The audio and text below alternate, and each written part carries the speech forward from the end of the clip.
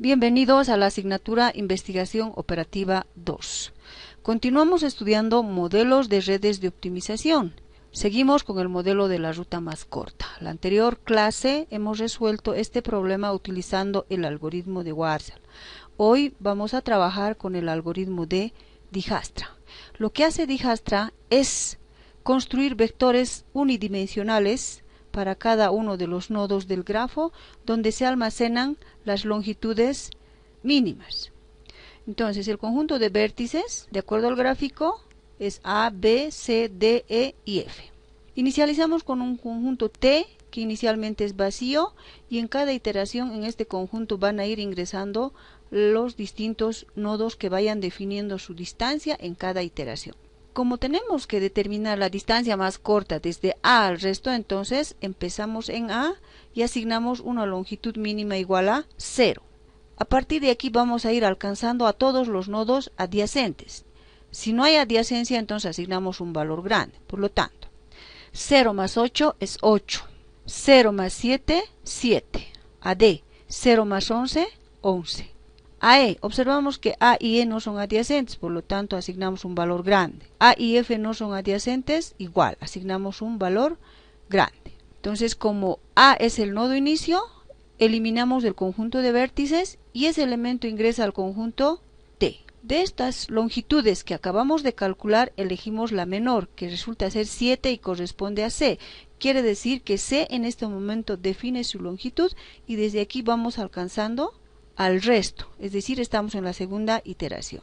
7 más 5 es 12. 12 es más grande que 8, por lo tanto 8 se mantiene. 7 más 6 es 13. 13 es más grande que 11, por lo tanto 11 se mantiene. 7 más 5 es 12. 12 es menor que este valor grande, por lo tanto se actualiza. C y F no son adyacentes, por lo tanto se repite el anterior valor. Entonces el conjunto T ya tiene dos elementos, A y C. A y C ya definen su longitud. Tenemos 8, 11, 12 y un valor grande. Por lo tanto, vamos a seleccionar al nodo que tenga la longitud menor, que en este caso es 8.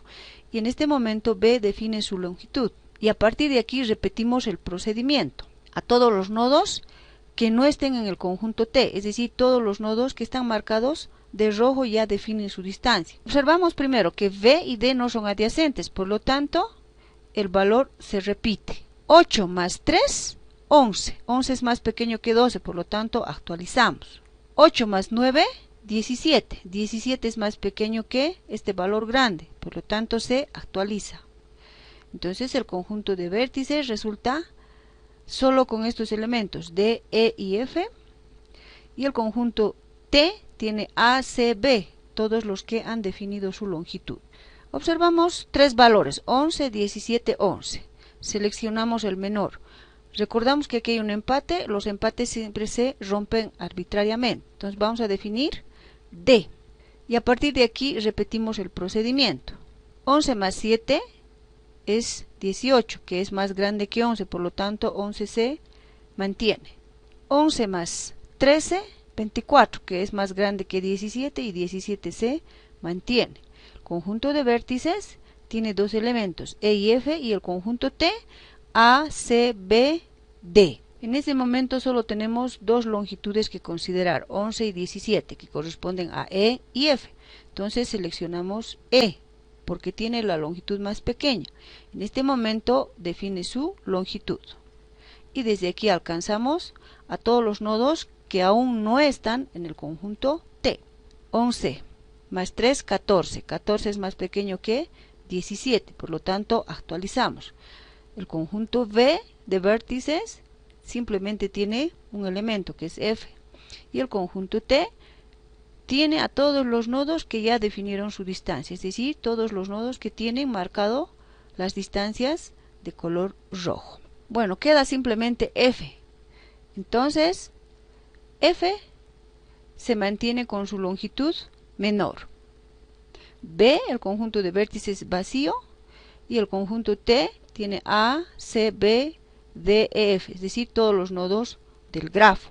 Termina el procedimiento y luego interpretamos. La distancia más corta de A a B es de 8 kilómetros, de A a D 11 kilómetros, de A a C 7 kilómetros, de A a E 11 kilómetros, de A a F 14 kilómetros. Este algoritmo encuentra la distancia mínima de un vértice específico al resto. Inicia con una matriz de pesos, la cual está determinada de la siguiente manera. La longitud de un vértice cualesquiera es igual al peso del vértice fijo al vértice en cuestión, siempre y cuando los dos nodos son adyacentes. Si los dos nodos son exactamente iguales, se asigna 0.